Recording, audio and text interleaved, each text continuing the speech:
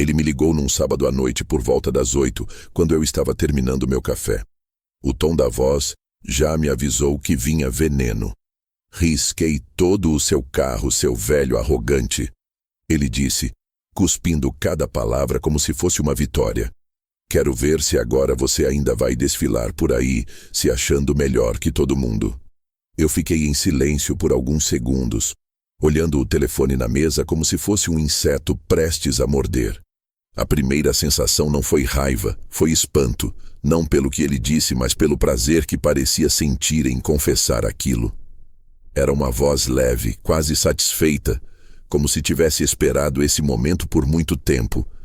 Eu encostei a xícara no pires, respirei devagar e respondi apenas, você riscou o carro? Ele riu, um riso nervoso sem humor. O carro inteiro.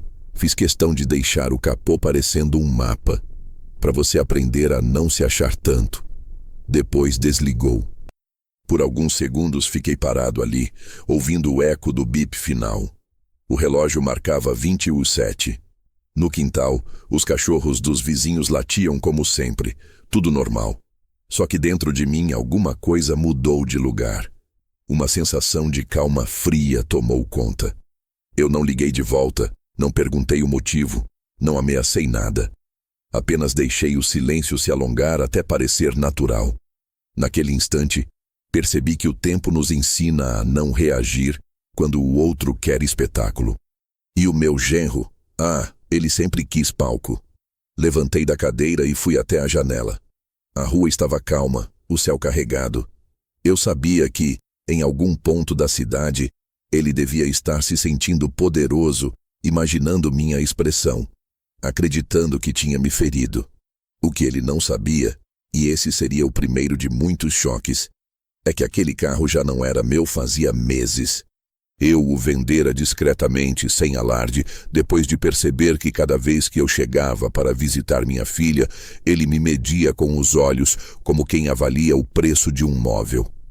Mas antes de chegar nesse ponto, é preciso entender o caminho até ali. Ninguém destrói o que não inveja, e ninguém inveja o que não o ameaça. A ligação não surgiu do nada. Havia um acúmulo de farpas, de comentários, de olhares atravessados que aos poucos foram desenhando o contorno do ódio que agora escorria pela voz dele. No início, eu tentei entender. Achei que era ciúme de genro, insegurança comum. Mas com o tempo percebi que era algo mais fundo. Uma mistura de inferioridade e ressentimento. Como se minha simples presença lembrasse a ele o quanto ainda estava distante do que fingia ser. Naquela noite, depois da ligação, abri a janela e deixei o vento entrar. O som dos carros distantes vinha como uma lembrança apagada. Eu pensei em ligar para minha filha, mas desisti. Ela provavelmente estava no quarto, ouvindo a mesma história distorcida que ele contava, toda vez que precisava se sentir no papel de vítima. E se eu ligasse, a conversa viraria um teatro. Ela pediria calma, ele gritaria de fundo, eu desligaria. Já sabia o roteiro de cor. Então fiz o que sempre faço quando o mundo resolve perder o juízo. Sentei e escrevi. Peguei um caderno velho e anotei a hora da ligação. A frase exata que ele disse. O tom. A pausa antes de desligar. Não por vingança, mas por registro. Gente que vive de mentira costuma se enrolar nas próprias versões, e eu aprendi que a memória fria é uma arma que não deixa rastros. Enquanto escrevia, lembrei de como tudo começou, da primeira vez que percebi que aquele rapaz não suportava me ver em paz. Foi num almoço de família anos atrás, quando eu contei casualmente que estava reformando meu carro antigo, um modelo clássico, desses que só quem gosta entende. Ele riu alto e disse, só falta o senhor achar que esse carro vai te fazer parecer jovem de novo. A mesa riu junto, achando graça, e eu também ri, mas por dentro senti o peso da frase. Ali já estava o germe do desprezo. Depois vieram outras pequenas coisas. O olhar atravessado quando eu chegava de camisa social. Os comentários sobre aposentado que não sabe parar de se exibir. As insinuações de que eu ajudava financeiramente minha filha, só para manter controle. Tudo embrulhado em piadas, em brincadeiras, que só quem já viveu sabe o quanto doem. A ligação foi o auge, mas não o começo. Foi a colheita de algo plantado há anos. E o mais curioso é que, quando ele achou que estava me ferindo, na verdade me libertou. Porque ao riscar aquele carro, que nem mais era meu, ele destruiu a última ilusão que eu ainda alimentava de que havia respeito, de que havia família. Fechei o caderno, guardei-o na gaveta e me levantei. Caminhei até o corredor. Olhei as fotografias na parede. Minha filha no casamento, eu de terno ao lado, sorrindo com um orgulho que hoje me parece ingênuo. Naquela época, eu achava que ela tinha encontrado um homem que a faria feliz. Hoje eu via apenas um rosto que escondia uma necessidade constante de provar valor. E a forma mais fácil de fazer isso era diminuindo os outros. Antes de dormir, liguei o abajur e fiquei olhando o reflexo amarelado na parede. Pensei no coronel, o novo dono do carro. Lembrei de quando ele veio buscar o veículo todo formal e me agradeceu pelo bom estado em que eu o mantivera. Um homem correto, desses que impõem respeito pelo simples modo de falar. Imaginei o genro descobrindo, talvez no dia seguinte, que o carro pertencia a ele agora. Imaginei o desespero, o suor frio, o medo de ter mexido com a pessoa errada. E, pela primeira vez em muito tempo, dormi tranquilo. No dia seguinte, o telefone tocou de novo. Eu não atendi. Deixei tocar até parar. O silêncio depois do último toque foi o som mais doce que já ouvi. Não precisei dizer nada, nem me justificar. Às vezes, a vida se encarrega de ensinar a quem precisa aprender, e ela faz isso de um jeito que nenhum grito conseguiria. Foi assim que começou a história, com uma ligação, uma frase e um silêncio que valeu mais do que qualquer resposta. E embora ele ainda não soubesse, aquele gesto impulsivo seria o início da própria queda. Porque eu, diferente dele, já tinha aprendido a esperar. E o tempo, para quem sabe usá-lo, é sempre o aliado mais leal. Nada começa com um grito. As desavenças verdadeiras, aquelas que se infiltram entre as frestas do convívio, costumam nascer do olhar. O olhar dele, por exemplo, nunca foi de genro, foi de competidor. Desde o primeiro dia, percebi que, ao me cumprimentar, ele não via um homem mais velho que poderia ser um apoio. Via uma sombra que precisava superar. Eu não dei importância no começo. Atribuí aquilo à juventude, à insegurança natural de quem está construindo a própria vida. Mas o tempo mostrou que não era só isso. A primeira vez que notei a ponta do veneno foi num almoço de domingo. Minha filha e ele tinham acabado de se casar e ela me convidou para conhecer o novo apartamento. Pequeno, mas arrumado, cheio de plantas, com o cheiro de pintura fresca ainda no ar. Eu levei um vinho. Ele fez questão de dizer que não bebia essas coisas caras só para parecer sofisticado. A risada que veio depois foi seca, forçada, e mesmo minha filha pareceu constrangida. Eu desconversei, abri o vinho sozinho e brindei ao futuro dos dois. Naquele momento, ainda acreditava que o tempo amaciaria o ego dele. Com o passar dos meses, percebi que cada encontro tinha um subtexto. Se eu contava alguma história da minha época no trabalho, ele fazia questão de interromper e corrigir detalhes que não conhecia. Se eu comprava algo novo, vinha um comentário travestido de elogio. Bonito, deve ter custado uma fortuna, né? Se eu elogiava o sucesso dele, ele dizia, cada um com as oportunidades que teve na vida. Pequenas farpas, que pareciam inofensivas isoladamente, mas que com o tempo começaram a me sangrar por dentro. Minha filha, no início, não percebia. O amor cega, e cega bonito. Ela achava graça das ironias, achava que era só o jeito dele. Brincalhão, meio ácido. Eu via o contrário, um homem que precisava diminuir os outros para se sentir inteiro. E quanto mais eu tentava manter distância, mais ele criava motivos para medir forças. Uma vez, Num jantar de aniversário, a tensão escapou de vez. Estávamos todos à mesa, a família reunida, risadas, velas acesas. Eu, num gesto bobo, comentei que estava pensando em reformar minha casa. Nada grandioso, apenas trocar o piso da varanda e pintar as paredes. Ele não perdeu tempo. O senhor devia economizar. Nessa idade, gastar com reforma é burrice. Daqui a pouco quem aproveita é outro. A mesa ficou muda. Eu olhei para ele e vi o prazer em seus olhos. Aquele prazer que só existe em quem quer humilhar e ver reação. Mas não dei. Só sorri e respondi. Então é bom que fique bonito, para quem vier depois. Foi a primeira vez que vi raiva de verdade no rosto dele. E foi também o primeiro sinal de que o problema não era comigo, era nele. Um ressentimento mal resolvido, talvez com o próprio pai, talvez com a própria vida. Mas eu sabia. Quando alguém precisa te diminuir para respirar, é porque te enxerga maior do que gostaria. Com o tempo, comecei a me afastar, e foi aí que o jogo dele se intensificou. O silêncio o incomodava mais do que qualquer resposta. Ele tentava provocar, criar situações em que eu parecesse ingrato ou arrogante. Uma tarde, por exemplo, apareceu na minha casa dizendo que precisava emprestar dinheiro até o fim do mês. Eu emprestei, sem cobrar juros, sem cobrar nada. No mês seguinte, quando perguntei discretamente se podia me devolver, ele respondeu, rindo. Sogrão, o senhor está precisando mesmo? Pensei que com essa aposentadoria gorda o senhor nem sentisse falta. Eu não respondi. Guardei o silêncio como se fosse ouro. Mas foi ali, naquele instante, que a relação mudou de vez.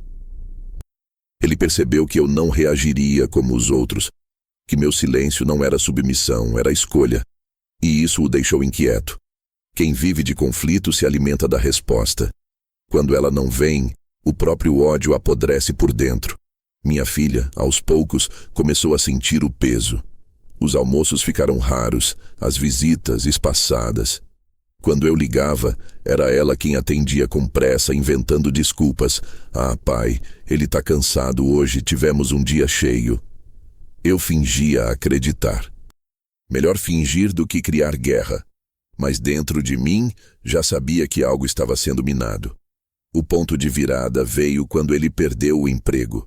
A empresa cortou funcionários e, de repente, o orgulho que ele usava como armadura virou fardo. A partir daí, o tom das conversas mudou. Ele passou a fazer piadas mais agressivas, a insinuar que eu tinha sorte de viver de renda enquanto os mais jovens tinham que se matar para sobreviver. Uma vez, ouvi de relance ele dizer para minha filha: "Teu pai acha que dinheiro compra respeito." Ela o repreendeu, mas o mal já estava feito. Era curioso como tudo parecia girar em torno disso. Dinheiro. Não o meu dinheiro em si, mas o que ele representava para ele. Autonomia, controle, algo que ele nunca teve de verdade. Ele não invejava minhas posses, invejava a tranquilidade que elas me davam. Invejava eu não precisar pedir nada a ninguém. E talvez, no fundo, odiasse a si mesmo por isso. Eu continuei calado. A idade ensina que há batalhas que se vencem pela ausência. Mas dentro de mim, uma parte já sabia. O que era incômodo logo viraria hostilidade. E a hostilidade, inevitavelmente um dia explodiria em algo pior. Quando penso hoje na ligação daquela noite, a voz dele confessando o que fez com o carro, vejo que o ato não nasceu do nada. Foi a consequência de anos de pequenas humilhações, de um jogo silencioso onde só um de nós sabia as regras. Ele queria me atingir, me ver perder o controle, me fazer sentir pequeno. Mas esqueceu que quem vive de raiva acaba tropeçando no próprio veneno. E eu, naquela época, ainda acreditava que o pior já tinha passado. Mal sabia que o verdadeiro golpe ainda estava por vir, e que ele viria disfarçado de gratidão. Tudo começou com o pedido de ajuda que, à época, me pareceu um gesto de confiança. Minha filha me ligou numa tarde chuvosa, a voz trêmula, hesitante. Pai, você tem 1 minuto? É sobre a casa. Bastou o tom para eu entender que havia mais preocupação do que alegria naquela frase. Ela e o marido estavam tentando financiar o imóvel dos sonhos, uma casa simples, mas com quintal e espaço para crescer a família. O problema era o de sempre. O banco exigia uma entrada maior do que eles tinham. Eu nem hesitei. Quando um pai ouve a filha pedindo ajuda, o raciocínio vem depois. Disse apenas: venham aqui amanhã, a gente conversa. Passei a noite em claro, calculando o que poderia fazer sem comprometer minha aposentadoria. No dia seguinte, eles chegaram. Ele veio com aquele sorriso ensaiado, meio orgulhoso, meio constrangido, tentando parecer autossuficiente. Eu fingi não notar. Coloquei café na mesa, servi bolo e perguntei quanto faltava. A quantia não era absurda, mas representava uma fatia considerável do que eu havia guardado com disciplina por décadas. Disse a eles que podia cobrir o valor, não como empréstimo, mas como presente.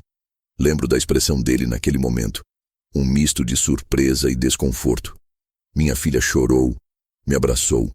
Ele estendeu a mão, me agradeceu, mas o olhar já denunciava o incômodo. Era como se, ao aceitar, perdesse algo de si. Eu não percebi na hora. Estava feliz por poder ajudar, por ver minha filha realizando um sonho. Assinamos juntos os papéis e poucos meses depois, eles se mudaram. Fiz questão de não comentar nada com ninguém. Não queria que soasse como, olha o que eu fiz. Para mim, era apenas o que qualquer pai faria. Mas foi aí que as rachaduras começaram a aparecer. No começo ele era todo sorrisos, agradecido, gentil.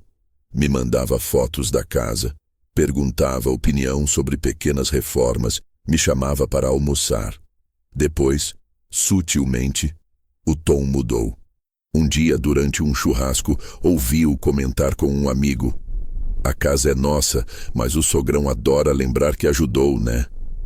Eu nunca tinha dito nada. Nunca. Fingi que não ouvi.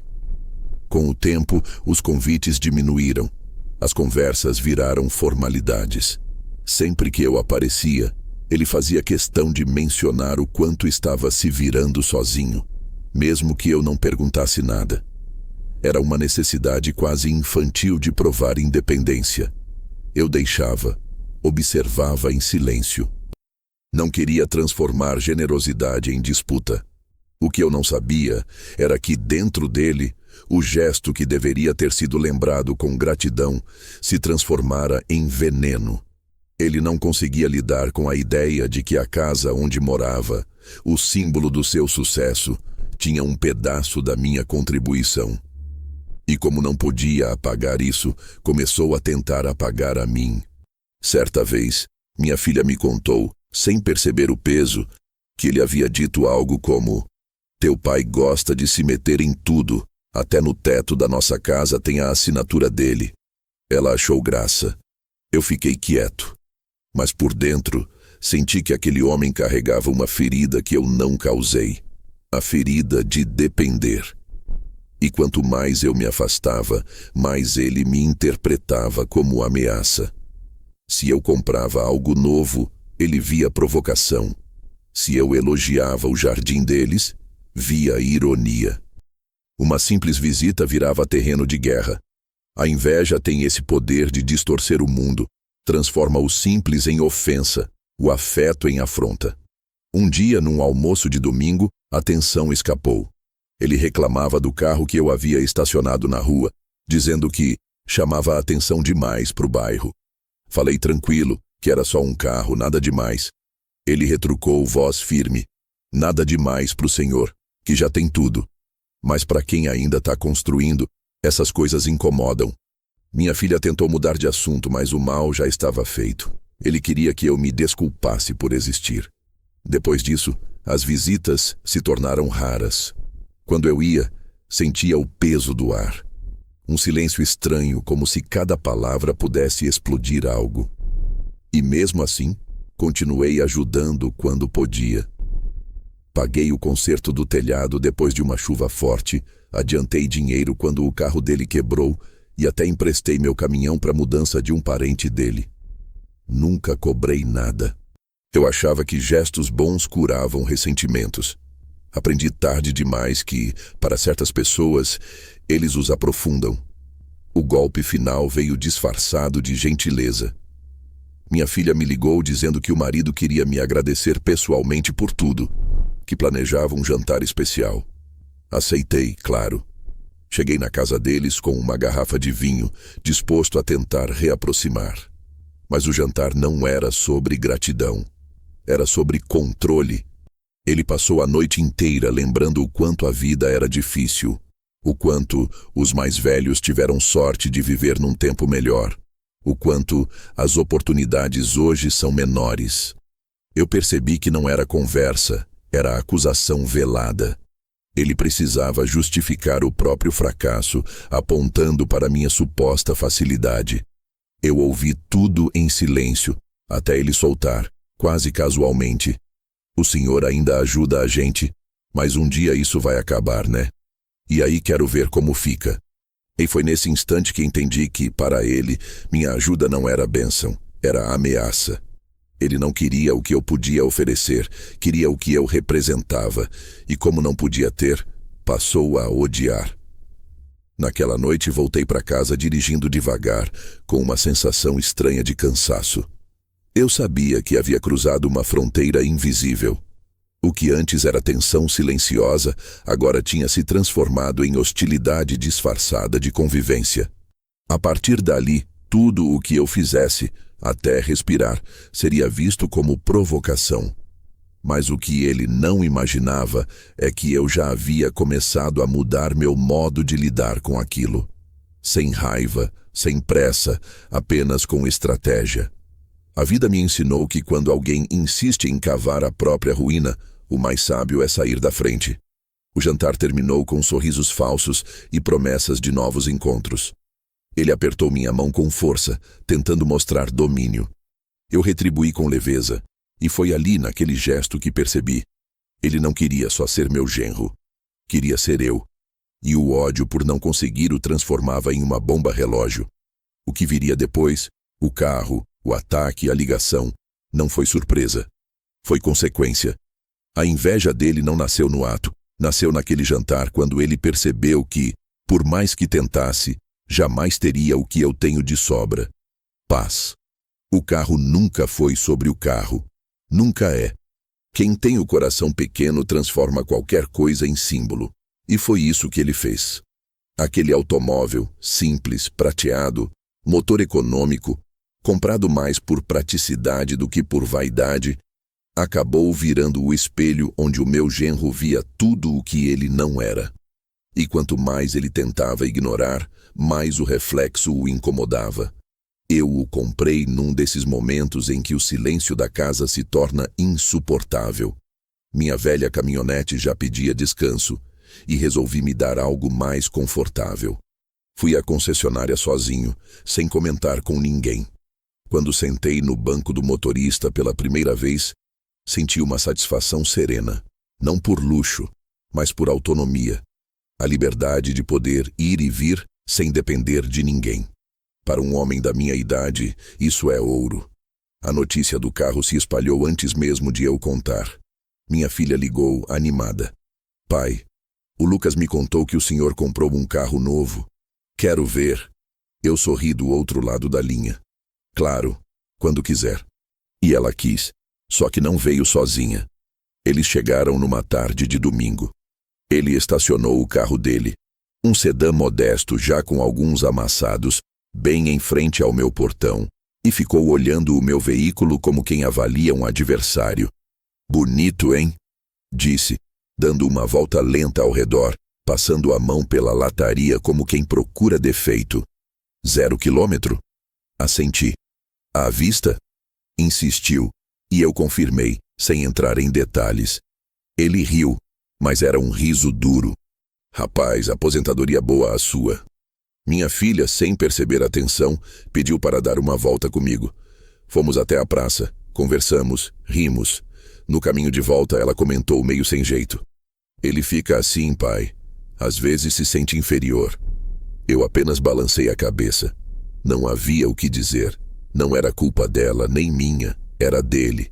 E do tamanho do vazio que carregava. Depois daquele dia, o carro passou a ser um personagem nas conversas. Sempre mencionado com ironia, sempre envolvido em comparações. Enquanto uns compram um carro novo, outros têm que se virar para pagar prestação. A gente aqui suando e o sogrão passeando de carro zero. Ele dizia isso em público rindo, mas eu sabia o que havia por trás. Não era brincadeira. Era dor travestida de humor. Uma vez, num almoço em família, ele contou aos convidados que o carro deve ter custado mais do que a casa dele inteira. Todos riram, e eu também. O riso, às vezes, é a armadura dos que preferem não dar munição. Mas dentro de mim, algo começou a mudar. Não raiva, nunca raiva. Só cansaço. O tipo de cansaço que vem quando você percebe que qualquer gesto de alegria será lido como provocação. Depois disso, comecei a evitar falar sobre o carro. Não comentava consumo, não aceitava elogios, nem deixava ninguém lavar. Era meu, e bastava. Só que ele não conseguia esquecer. Certa manhã, quando fui visitar minha filha, percebi um risco no para-choque. Pequeno, mas novo. Não dei importância. Estacionei como sempre. Dei bom dia, entrei. Durante o almoço, ele perguntou, com o tom mais inocente do mundo: "E esse risquinho no carro, sogrão? Já era assim?" Olhei para ele. O sorriso disfarçava mal o prazer. "Foi na garagem, talvez", respondi. E mudei de assunto. A partir daí, o carro virou o palco invisível do nosso duelo. Ele sempre arrumava um comentário, uma piada, um olhar. Certa vez me disse na frente da filha: "Engraçado como uns velhos se reinventam. Devia dar curso de como envelhecer com dinheiro." Eu apenas servi mais vinho, porque nada desarma tanto quanto o desinteresse. No fundo, o carro não era o problema, era o que ele simbolizava: independência. E para um homem inseguro, nada é mais ofensivo do que ver outro homem viver livre. Ele queria me ver limitado, pedindo ajuda, dependente. Não um sujeito que, aos 60 e tantos, ainda dirigia sozinho, pagava as próprias contas e mantinha o próprio ritmo de vida. O auge veio quando minha filha comentou que eu havia sido convidado para participar de um projeto voluntário em outra cidade. Eu iria me deslocar todo fim de semana e o carro seria essencial. "Vai fazer o quê? Virar motorista de caridade?" Ele soltou. Eu ri e respondi: "Melhor isso do que motorista da própria amargura." Foi a primeira e última vez que o vi empalidecer na minha frente. Depois desse dia, o ar entre nós nunca mais foi o mesmo. As visitas se tornaram raras e a filha começou a vir sozinha. Ele alegava compromissos, mas eu sabia que era orgulho ferido. O silêncio dele era um tipo de recuo, o do homem que sente o terreno escapar e tenta disfarçar, chamando o outro de arrogante. Eu mantive distância. Não por medo, mas por prudência. Porque percebi que aquele ressentimento já não se resolveria com conversa. Era uma fogueira alimentada pela própria vaidade, e qualquer sopro, até um elogio, viraria faísca. Um domingo, meses depois, ele apareceu sem aviso na minha casa. Disse que estava de passagem. Fiquei surpreso, mas o convidei para entrar. Falou pouco, olhou muito. Antes de ir, lançou uma frase que me ficou na memória: "O senhor devia cuidar bem desse carro. Tem gente que não gosta de ver exibicionismo." Eu não respondi. Apenas fechei o portão e, pela primeira vez, senti que havia algo perigoso por trás daquele olhar. Naquela noite, antes de dormir, pensei em vender o carro. Não por medo, mas por intuição. Quando a inveja passa do comentário para a ameaça, o sábio não espera o golpe. Muda o tabuleiro. E foi exatamente o que fiz. No dia seguinte, entrei em contato com um conhecido de longa data, um corretor que lidava com vendas de veículos usados. Ele trouxe um comprador discreto, um coronel aposentado da polícia. O homem chegou pontual, avaliou o carro, gostou, pagou à vista. O negócio foi rápido, limpo, sem uma vírgula fora do lugar. Enquanto ele assinava o documento de transferência, comentou: "Carro bom assim só vem de dono cuidadoso." Eu sorri. Cuidadoso, sim, e cansado de gente descuidada. Ele riu, sem entender o subtexto. Quando o carro saiu da garagem, senti um alívio silencioso. Era como se eu tivesse tirado um peso que não me pertencia. Eu sabia que mais cedo ou mais tarde, aquele homem rancoroso faria algo. Uma provocação, um ataque, uma bobagem. E sem saber, acabaria acertando alguém que não era mais o alvo. Dias depois, quando o telefone tocou e ouvi a voz dele dizendo: "Risquei todo o seu carro para te humilhar." Percebi que a vida às vezes prepara o palco com antecedência. O que ele achava ser um golpe de vitória era, na verdade, a própria armadilha que havia cavado. E eu só precisei observar. Porque há momentos em que o destino trabalha sozinho, e a única coisa que um homem precisa fazer é não interferir. Depois que o coronel saiu dirigindo o carro e o som do motor se perdeu na rua, senti como se algo dentro de mim tivesse finalmente se calado. Por meses, aquele automóvel havia sido o centro invisível de uma disputa que eu nunca quis travar. Agora, com ele fora da minha garagem, restava apenas o silêncio. E foi nele que encontrei o que eu mais precisava: distância. Distância é uma forma de amor próprio que muita gente não entende. Não é fuga, não é rancor. É apenas o reconhecimento de que há lugares onde continuar é o mesmo que se perder. E foi exatamente isso que comecei a fazer. A me afastar, devagar, sem alarde, sem discursos. As ligações da minha filha diminuíram e eu não cobrava. Quando ela ligava, falávamos sobre coisas neutras. O tempo, a saúde dela, a escola dos netos. Evitávamos o nome dele, como se fosse uma palavra proibida que, se dita, traria o veneno de volta. Às vezes, ela deixava escapar um suspiro, ou uma frase solta como: "Ele anda muito nervoso ultimamente." Eu fingia não ouvir.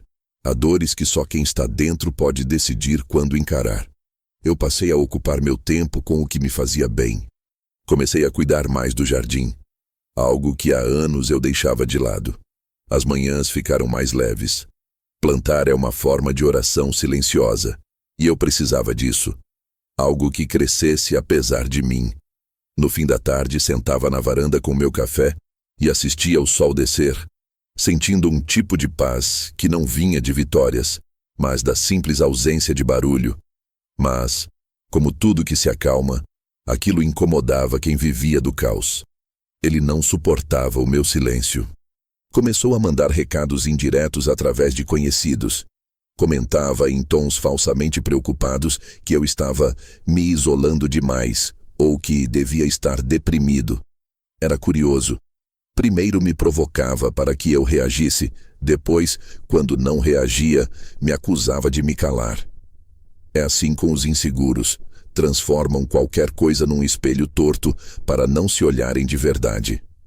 Certa tarde, recebi a visita de um vizinho. Disse que havia encontrado o Lucas no mercado e que ele comentara, meio rindo, que eu devia estar vendendo as coisas porque estava ficando duro. A frase não me ofendeu, apenas confirmou o que eu já sabia. Quando alguém não suporta sua tranquilidade, inventa tragédia para justificar o próprio desequilíbrio. Foi ali que percebi que o afastamento não podia ser apenas físico, precisava ser emocional. Comecei a praticar o que chamo de presença invisível.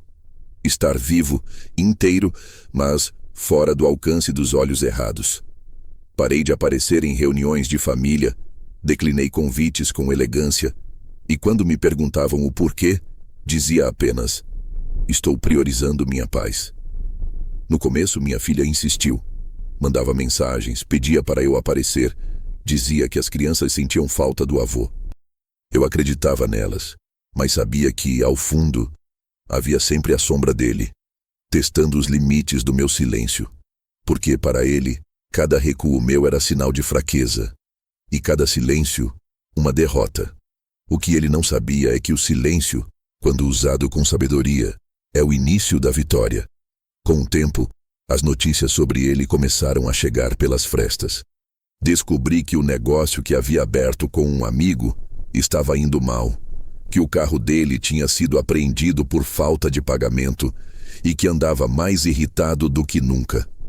Minha filha, envergonhada, tentava manter as aparências, mas a mentira tem pernas curtas e as dele já cansadas. Um dia ela veio sozinha, sem avisar.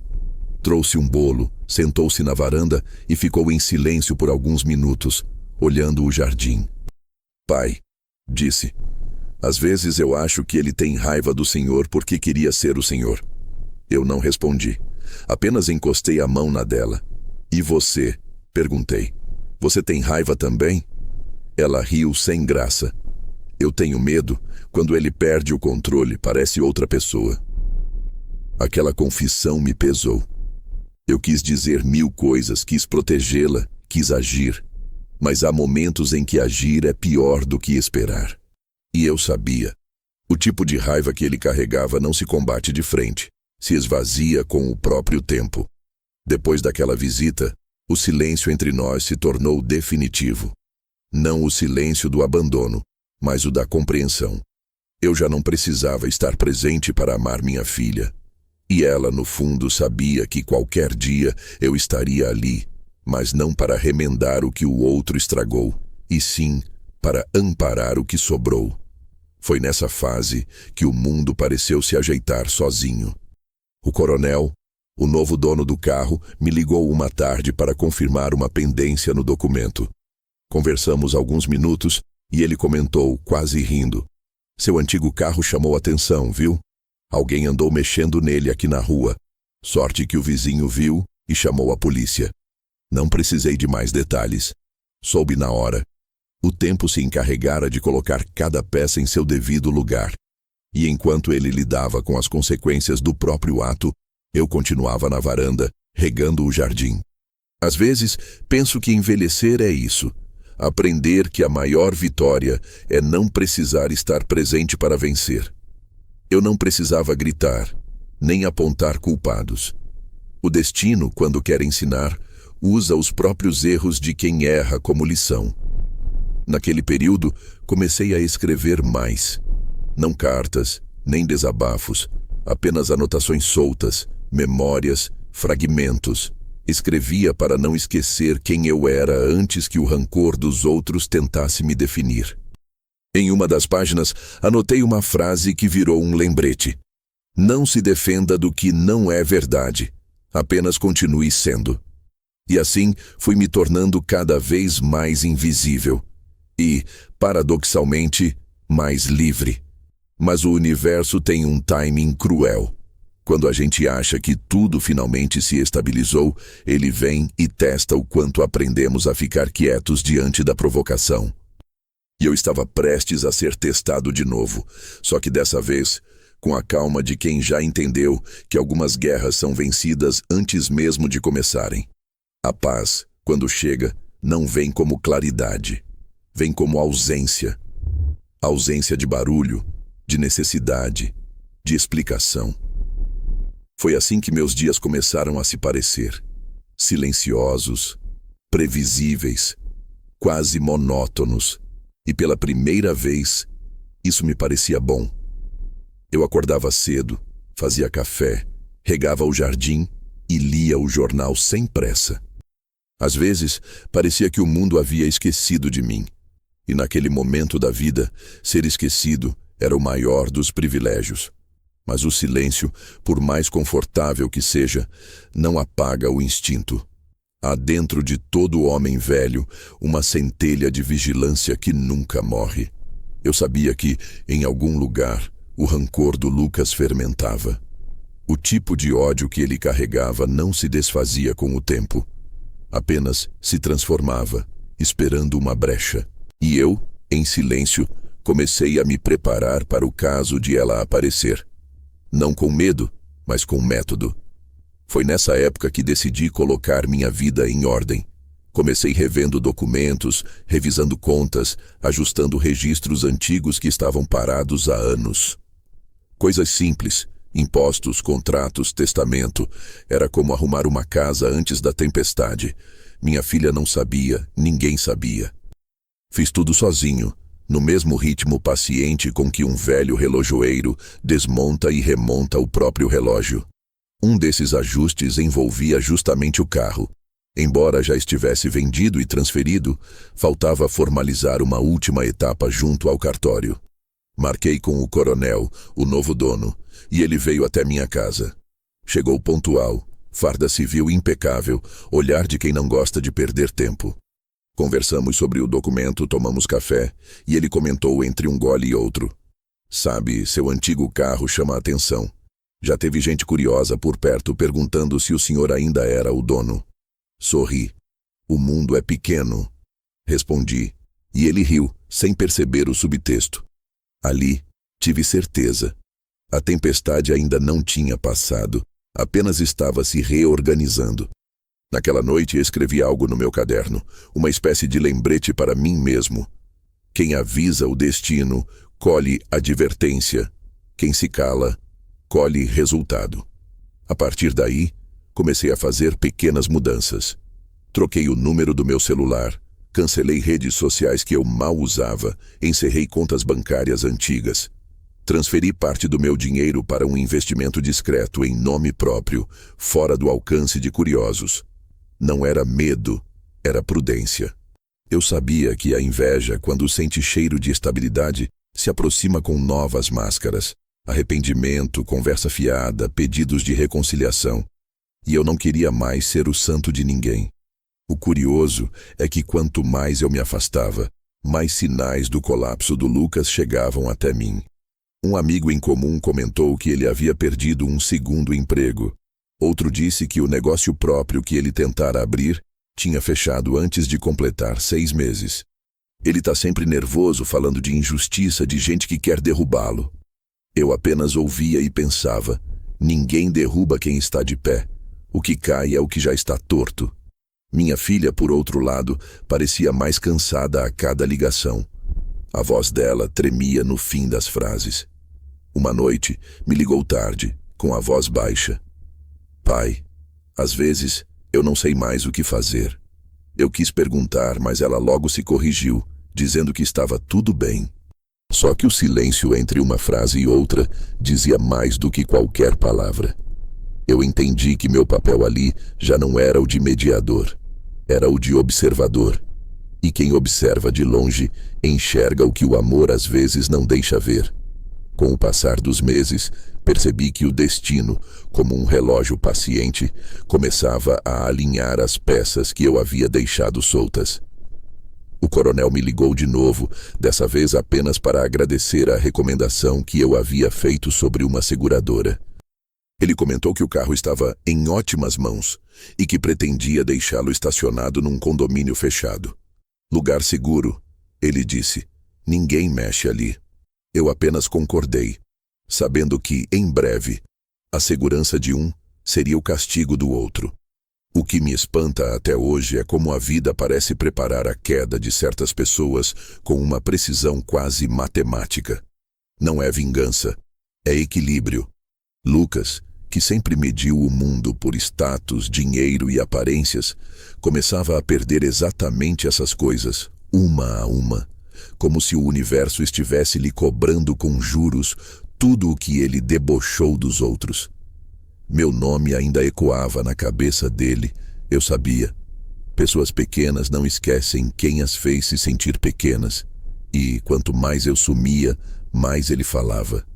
Comentava com familiares que eu me achava melhor do que todo mundo, que tinha mania de controle. Era o discurso clássico de quem tenta justificar a própria ruína apontando o dedo para o reflexo. Mas o que ele não imaginava é que eu já havia me adiantado a ele em cada passo. Tudo o que ele poderia tentar, difamar, manipular, roubar, destruir, já estava neutralizado antes mesmo de nascer. Eu havia me tornado invisível, mas estrategicamente presente onde importava. Um dia, enquanto organizava documentos no escritório, encontrei uma foto antiga. O casamento deles. Lá estava eu, terno cinza, sorriso sincero, ao lado de um rapaz que, na época, eu acreditava ser o homem que faria minha filha feliz. Fiquei olhando a imagem por um tempo. O rosto dele, jovem, confiante, parecia outro. Não havia ainda a sombra que o tomaria depois. Fechei a pasta, guardei a foto e percebi que o ciclo estava completo. Eu não precisava mais provar nada. O mundo provaria por mim. Foi também nessa época que voltei a frequentar o Clube dos Veteranos. Aos sábados, jogava dominó com colegas antigos. Ríamos das histórias, dos erros, das memórias. E entre uma piada e outra, percebi que já não pensava nele com raiva, nem com mágoa, apenas com distância. Era sinal de cura. Mas a cura verdadeira só veio alguns dias depois, numa manhã qualquer. Eu estava regando o jardim quando o telefone tocou. Número desconhecido. Atendi por reflexo. Do outro lado, a voz dele, embargada, nervosa, inconfundível. Risquei todo o seu carro para te humilhar. Por um segundo, achei que estivesse sonhando. O ódio atravessou o fio como uma descarga.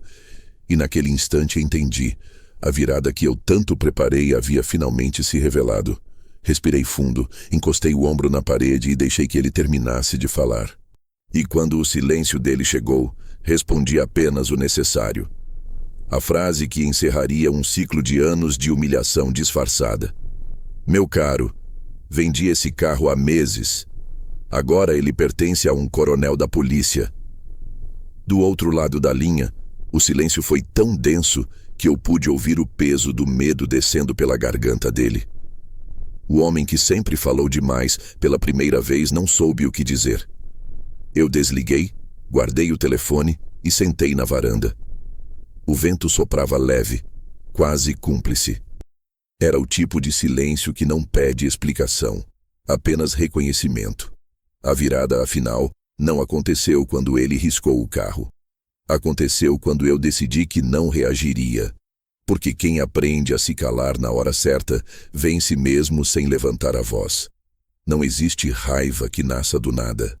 A raiva, essa que queima o peito e cega, é o acúmulo de frustrações que não encontram outro lugar para sair.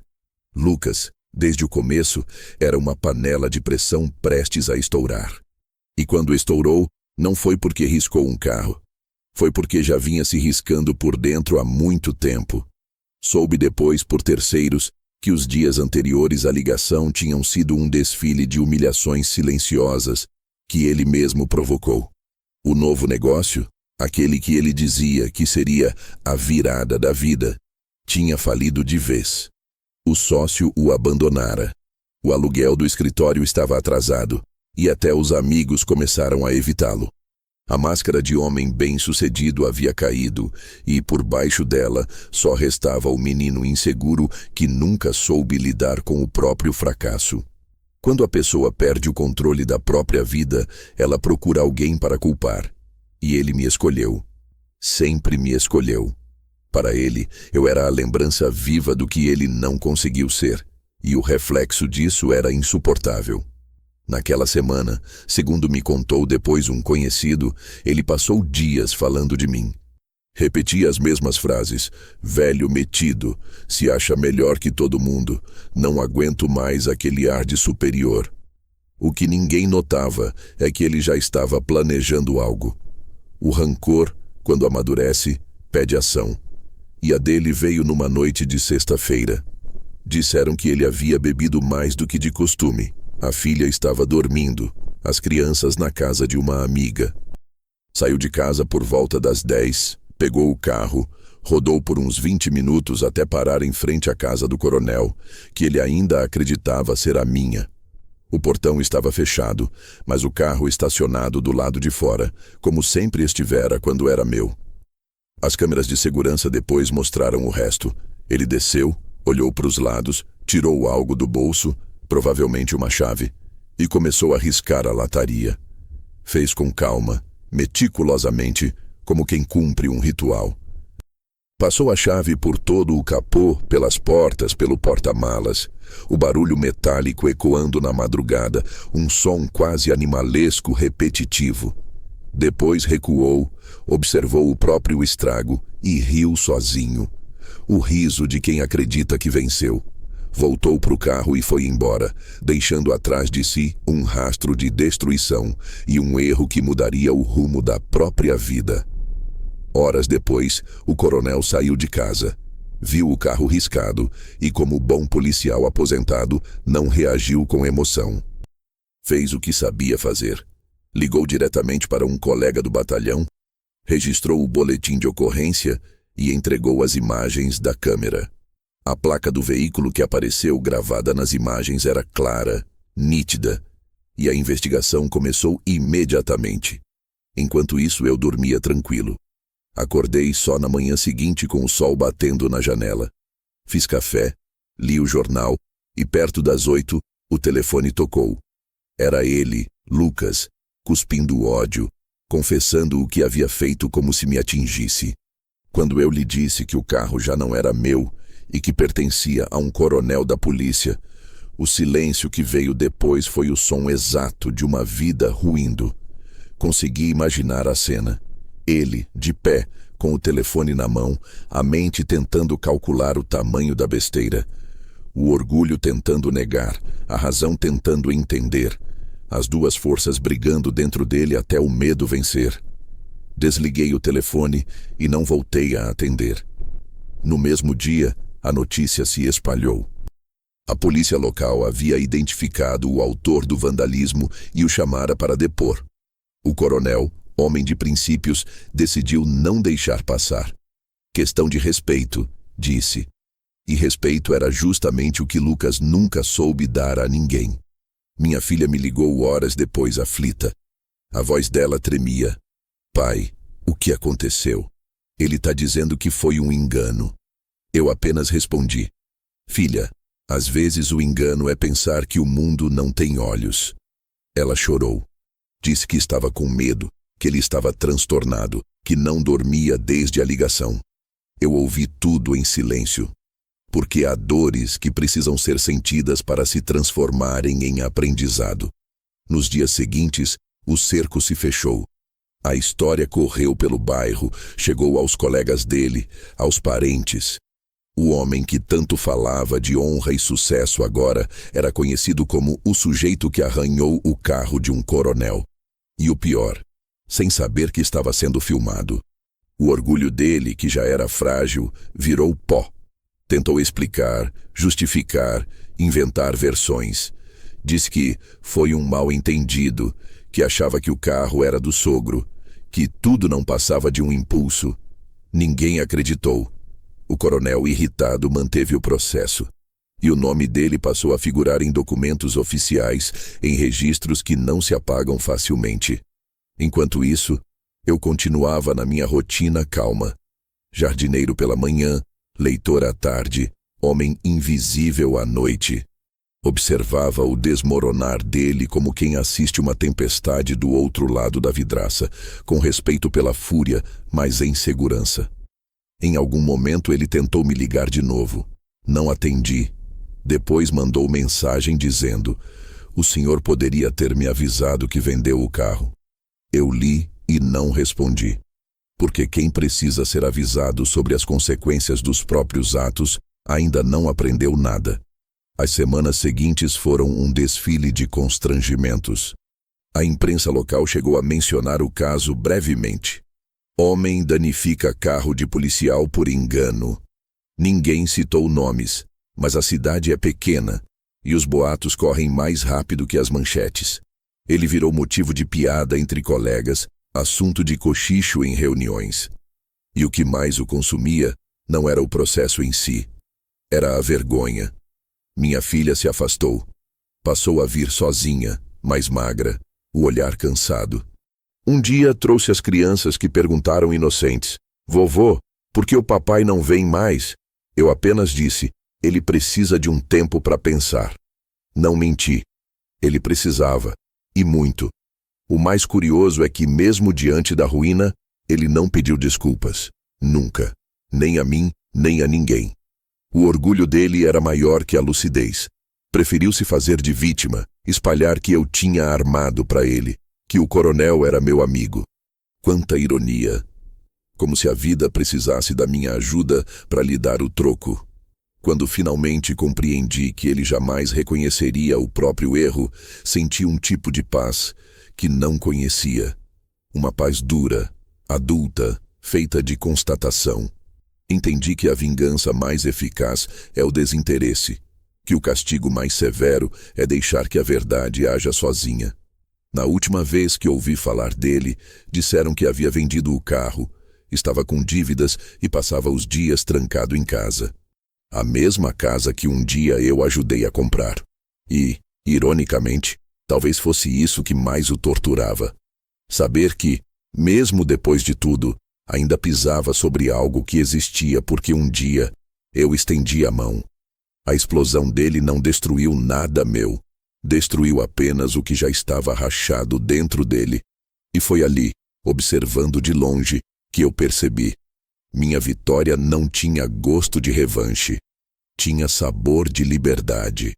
Porque quando o inimigo se afoga no próprio orgulho, o silêncio é a única resposta necessária. Quando desliguei o telefone naquela manhã e ouvi o som seco da linha encerrando, não senti raiva. Nenhuma. O que senti foi algo mais frio. Uma espécie de clareza absoluta. Era como se, por um instante, todos os anos de humilhação e provocação tivessem se alinhado, revelando o desenho inteiro. A vida, às vezes, é um tabuleiro que a gente monta sem perceber. E quando o outro move a peça errada, o jogo se encerra sozinho. Sentei-me na varanda com o café ainda quente e deixei o silêncio trabalhar. O telefone voltou a tocar minutos depois. Ignorei. Tocou de novo e mais uma vez. Até que o barulho se misturou ao som dos pássaros e perdeu importância. Aprendi há muito tempo que responder na hora é agir pelo impulso. E quem vive de impulso sempre paga caro. Horas depois, a realidade começou a se encarregar do resto. A polícia já havia recebido a denúncia do coronel e o boletim de ocorrência estava registrado. O vídeo das câmeras circulava entre os colegas do batalhão e em poucas horas o nome do autor estava em mãos. O coronel, homem metódico, não fazia nada pela metade. E como ele mesmo me dissera mais tarde, a lei serve para lembrar quem esquece o próprio limite. Minha filha me ligou no início da tarde. Chorava. Dizia que o marido estava em choque, que havia recebido uma notificação para comparecer à delegacia.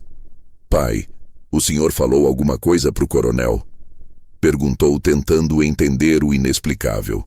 Não, respondi. Falei apenas o necessário, e às vezes o necessário é muito mais do que parece. Ela ficou em silêncio. A respiração dela do outro lado da linha era o som de quem começava a entender o que é viver com as consequências. Ele está dizendo que foi um engano, que pensou que o carro ainda era seu. Eu respirei fundo e disse apenas: quem age por ódio não costuma ler o destino antes de assinar. Desliguei. Não havia mais nada a ser dito. No dia seguinte, a história se espalhou. O bairro comentava, os parentes cochichavam. Você soube do Lucas? Parece que ele riscou o carro errado. A notícia corria pelas bocas com uma mistura de espanto e prazer disfarçado. E quanto mais ele tentava esconder, mais as pessoas pareciam saber. É curioso como a vergonha tem o dom de se propagar mais rápido que a culpa. O coronel me ligou naquele mesmo dia. A voz firme, mas não agressiva.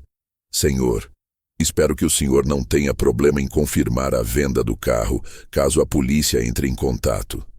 Respondi que não, claro que não. Ele então completou. O sujeito parecia transtornado. Disse que queria se vingar de alguém. Sorte a dele que eu não estava armado. Aquela frase ficou ecoando na minha cabeça por dias. Sorte a dele que eu não estava armado. Porque por um instante imaginei o que poderia ter acontecido se o coronel tivesse reagido. Se aquela impulsividade do Lucas tivesse encontrado o temperamento de um homem acostumado a lidar com criminosos, a história poderia ter terminado de maneira muito mais trágica. E, paradoxalmente, o fato de ele ter me odiado o bastante para arranhar um carro acabou salvando a própria vida. A partir dali, decidi que não moveria um dedo. Nenhuma intervenção, nenhuma tentativa de amenizar. O que precisava ser feito já estava em movimento, e o tempo faria o que eu jamais conseguiria com palavras. Mas a resposta, de verdade, não veio das autoridades. Veio do olhar das pessoas. Porque nos dias seguintes, Lucas começou a experimentar o peso do isolamento. Colegas de trabalho o evitavam, amigos se afastavam, familiares pararam de atender. A vergonha é um tipo de prisão sem grades, e ele foi condenado pela própria reputação. Minha filha me procurou 2 vezes. Na primeira, ainda tentava defender. Disse que ele estava arrependido, que não queria que as coisas chegassem a esse ponto. Eu apenas perguntei: você acha que ele está arrependido do que fez ou do que aconteceu depois? Ela não soube responder. Na segunda visita veio diferente.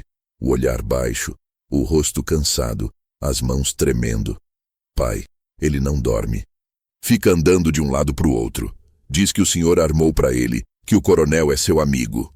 Eu apenas a servi com café, sentei e disse: filha, às vezes o castigo não vem para destruir, vem para ensinar a olhar no espelho. O problema é que tem gente que prefere quebrar o espelho a se enxergar. Ela chorou em silêncio, e eu entendi que aquele choro não era por ele, era por ela mesma. Pela decepção, pela vergonha, pela constatação de que amar alguém não o torna menos destrutivo. Enquanto isso, eu continuava vivendo. O jardim crescia, o café mantinha o mesmo gosto e a vida seguia em frente.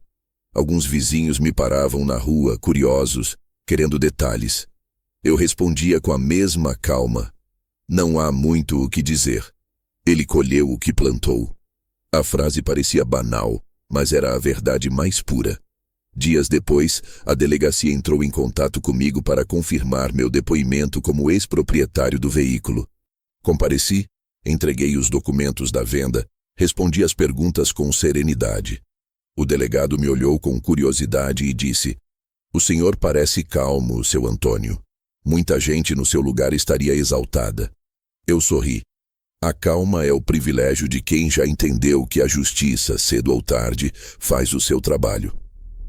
Saí da delegacia e caminhei até uma padaria próxima. Pedi um café e um pão de queijo. Na televisão, passava uma reportagem curta sobre vandalismo e crimes de ódio. Sorri. Nem precisei ver o rosto dele.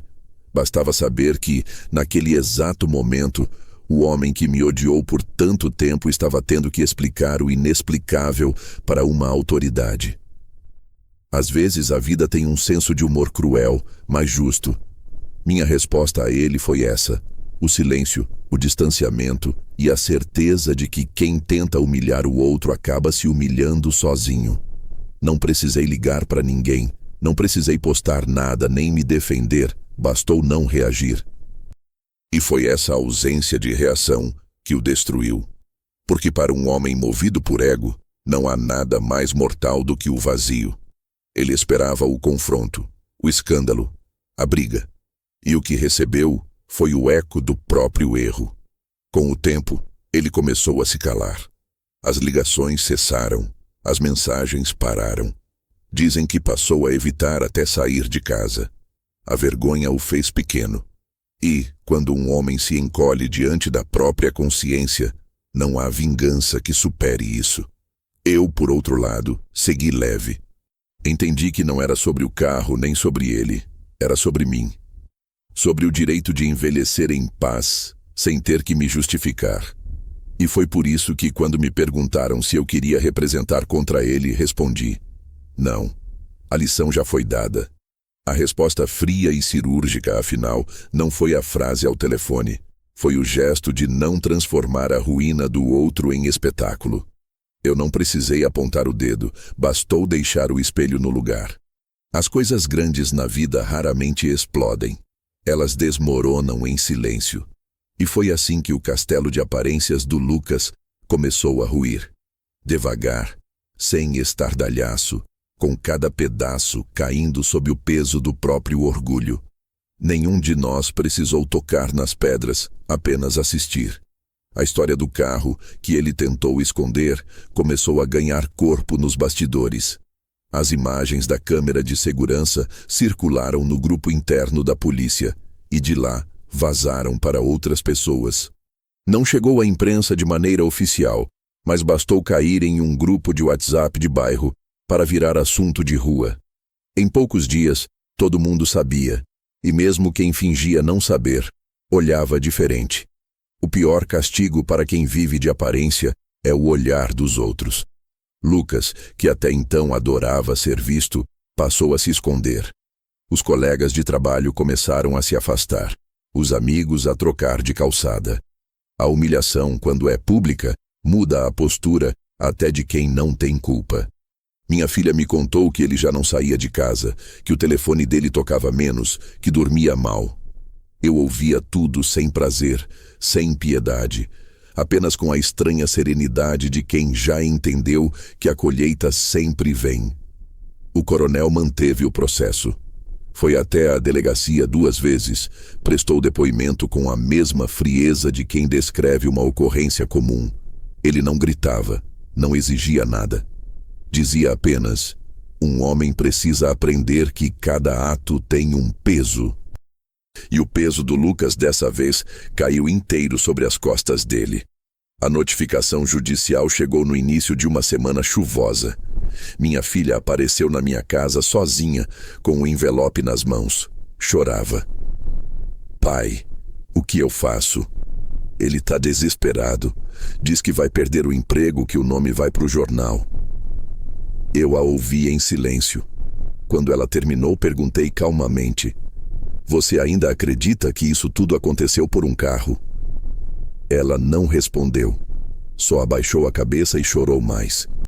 A verdade é que o carro era apenas o espelho quebrado, o reflexo de uma vida baseada em inveja e ilusão. Nos dias seguintes, a notícia correu pelas esquinas. Cada versão tinha um tempero novo. Uns diziam que o coronel queria vingança, outros que Lucas havia surtado. Alguns juravam que eu estava por trás de tudo. Eu apenas mantinha o mesmo ritmo de vida. Acordava cedo, cuidava do jardim, lia meu jornal. Quem vive em paz não precisa se justificar. Uma tarde, voltando do mercado, encontrei uma vizinha antiga dessas que sabem de tudo. Soube do seu genro, uma pena, né? Um rapaz tão educado. Eu apenas sorri e disse: a educação de um homem se mede quando ninguém está olhando. Ela entendeu o recado. Foi nesse período que o caso atingiu o ápice. O processo se tornou público e o nome dele apareceu nas notificações do Diário Oficial. O coronel, como era de esperar, não recuou. E na delegacia, a história completa veio à tona. O vídeo, a confissão gravada na ligação, a tentativa patética de justificar o ato. Nada restou para esconder. Minha filha me contou que ele surtou ao saber que a história havia vazado. Quebrou copos, gritou, culpou todo mundo, menos a si mesmo. Disse que a vida estava armada contra ele, que ninguém o compreendia. Eu apenas ouvi, do outro lado da linha, em silêncio. Ela me pediu: pai, o senhor pode conversar com ele? Talvez se o senhor disser alguma coisa. Demorei uns segundos antes de responder. Filha, às vezes o melhor conselho é o que o silêncio dá. Ela chorou, mas compreendeu.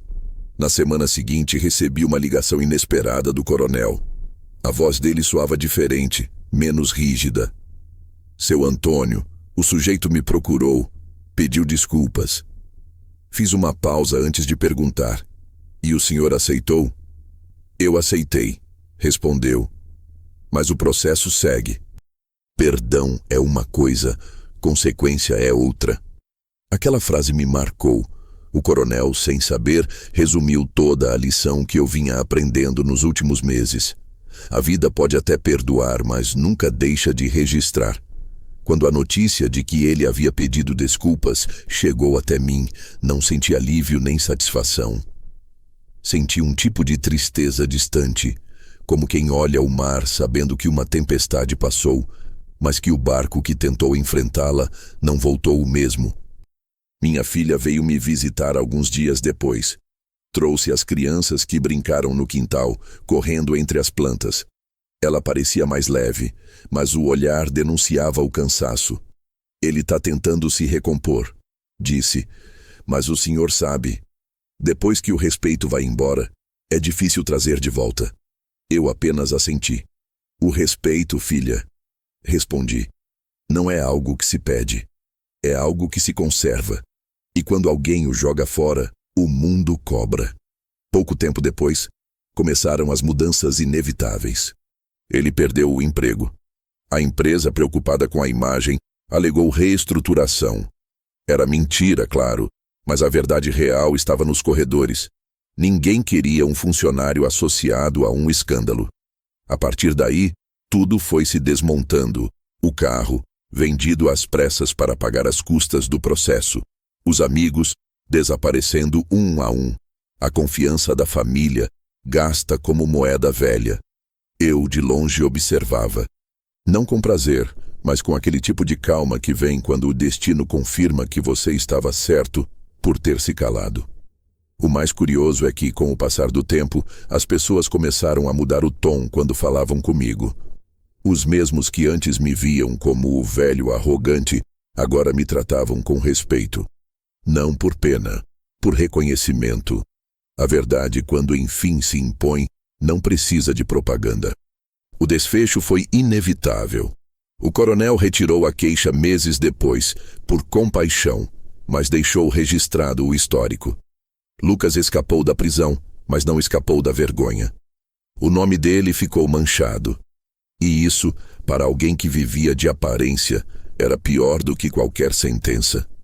Um dia, encontrei minha filha no mercado. Ela me olhou com um sorriso tímido e disse: "Pai, ele ainda fala do senhor." Eu perguntei: "Com raiva?" Ela hesitou: "Com arrependimento." Eu apenas respondi: "Então talvez ele esteja começando a aprender." E foi só. Depois disso, nunca mais falei o nome dele em voz alta. Nem precisei. A história dele havia terminado sozinha, como todas as histórias que nascem do orgulho. A vergonha pública, as perdas, a solidão, nada disso veio das minhas mãos. Veio da soma das escolhas dele. E esse é o tipo de justiça que mais ensina. A que não precisa de juiz. O silêncio que restou depois de tudo não era vazio. Era espaço.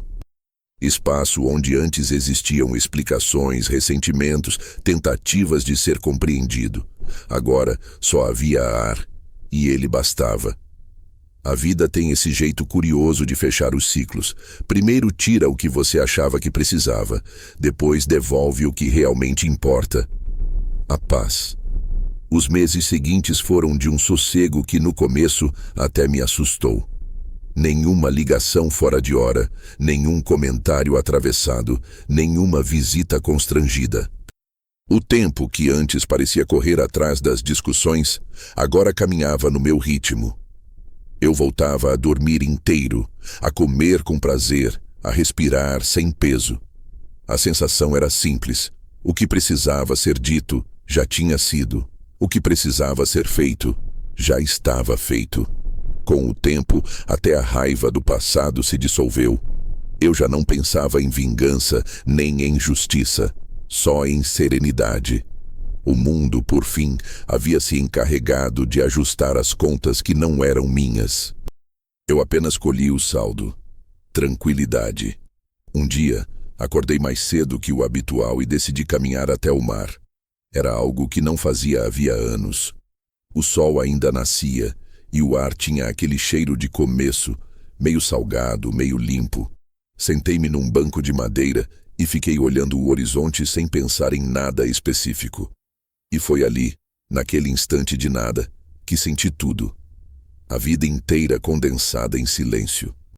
Pensei na minha filha, nas crianças, em como a inocência delas era um lembrete do que vale a pena continuar amando. Elas não tinham culpa de nada, e talvez fossem o motivo pelo qual eu nunca deixei a amargura me consumir por completo. Eu não queria que o nome do avô fosse lembrado como o homem que reagiu, mas como o homem que soube parar. Dias depois, recebi um envelope. Endereço simples, sem remetente. Dentro, uma folha dobrada ao meio e uma caligrafia que eu reconheceria mesmo às cegas. Pai, ele pediu para eu entregar. Disse que não espera perdão, só que o senhor saiba que ele entende agora. Que o silêncio do senhor foi o que mais o ensinou. Dobrei o papel, coloquei sobre a mesa e fiquei olhando por longos minutos. Nenhuma lágrima, nenhum sorriso. Apenas uma certeza calma de que o ciclo tinha se fechado. Não respondi. Às vezes, o silêncio é o único tipo de resposta que mantém a dignidade intacta, tanto a de quem o oferece, quanto a de quem o recebe. Naquela noite, sentei na varanda, o mesmo lugar onde um dia recebi a ligação que mudou tudo. O vento balançava as folhas do jardim que eu havia replantado. Aquelas plantas, frágeis quando começaram, agora estavam firmes, cheias de cor. Olhei para elas e pensei, talvez seja isso que a vida faz com quem aguenta. Poda, machuca, mas depois floresce de novo. Peguei meu caderno, aquele onde anoto as lembranças que quero manter, e escrevi a última frase daquela história. Não precisei vencer ninguém, só precisei deixar de lutar. Fechei o caderno e o barulho da capa batendo foi como o som de uma porta sendo trancada para sempre. A partir daquele dia, comecei a viver em outro compasso. Reencontrei velhos amigos, aceitei convites que antes recusava, aprendi a cozinhar pratos que sempre pedi em restaurantes. Fiz as pazes com o espelho, que me devolveu um rosto mais tranquilo, mais leve. E, principalmente, voltei a sentir prazer em planejar o amanhã. Não como promessa, mas como continuação. Minha filha, aos poucos, também encontrou seu próprio caminho. Não sei se perdoou o marido, e nem me cabia saber. O importante é que ela aprendeu o valor do silêncio e da firmeza, e me pareceu mais forte. A última vez que a vi, me abraçou de um jeito que não pedia desculpa, mas reconhecia o amor que resistiu. Às vezes penso que a vida é feita de pequenos desarmes. O primeiro foi quando percebi que reagir não me salvaria. O segundo, quando entendi que o perdão não é para o outro, é para a gente continuar andando. Hoje, minha casa é menor, mas cabe tudo o que preciso: uma poltrona, o cheiro do café e o som distante da cidade que não me deve mais nada. O carro, aquele símbolo de tanto rancor, há muito virou lembrança. O coronel me ligou uma vez, meses depois, apenas para dizer que havia vendido o veículo e comprado outro. Começo novo, disse ele. Sorri. Eu também tinha o meu. De vez em quando ainda lembro do Lucas. Não com raiva, mas com uma espécie de compaixão tranquila. Ele me ensinou o que o tempo talvez nunca tivesse conseguido sozinho. Que não há vitória maior do que permanecer inteiro depois que tentam te quebrar. O mundo me devolveu tudo o que o orgulho dos outros tentou me roubar, e ainda me deu o bônus da indiferença, porque no fim das contas é isso que liberta. Parar de precisar provar qualquer coisa para quem nunca quis entender. Antes de dormir, fecho as janelas e deixo o vento entrar um pouco. A casa respira comigo. Olho para o jardim pela última vez e penso: não existe vingança mais bonita do que envelhecer em paz. E é com essa certeza que fecho os olhos todas as noites. Sem culpa, sem raiva, sem pressa. Apenas com o silêncio de quem já viu demais, sobreviveu a tudo e, finalmente, aprendeu que o maior poder de um homem não está em revidar, mas em saber quando já venceu.